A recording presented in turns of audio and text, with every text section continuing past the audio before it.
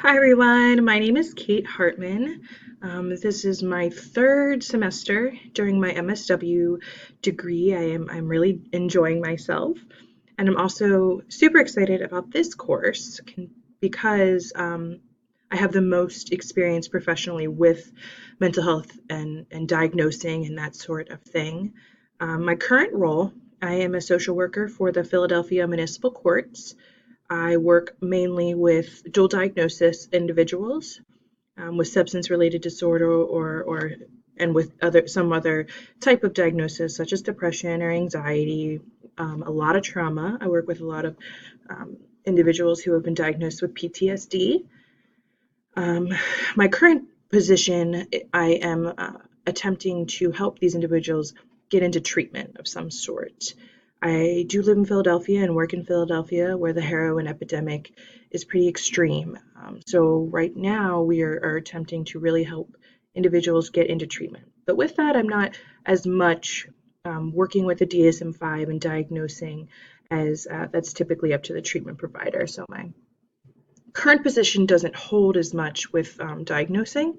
However, in my past positions, I have been a mental health case manager for children. I have been a family therapist that went into the homes and worked with the families intensely.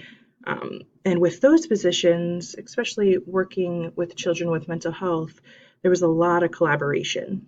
So I was collaborating with psychiatrists, with schools, with parents, with other treatment providers of that kind of thing, just determining what is the best course of action for the child and what might be the barrier they're experiencing with their mental health.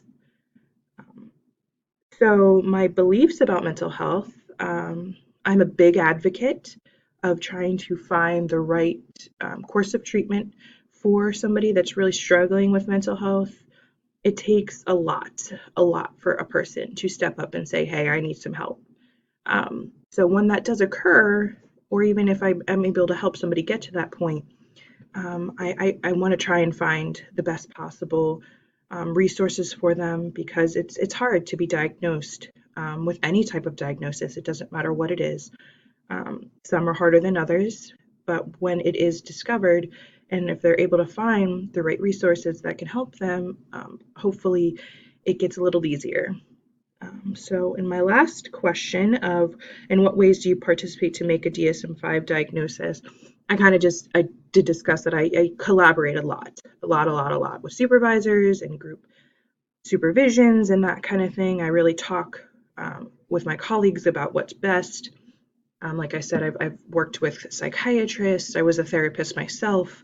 I wasn't able to make the formal diagnosis because I'm not licensed, but I was able to talk through with people who can make that final diagnosis.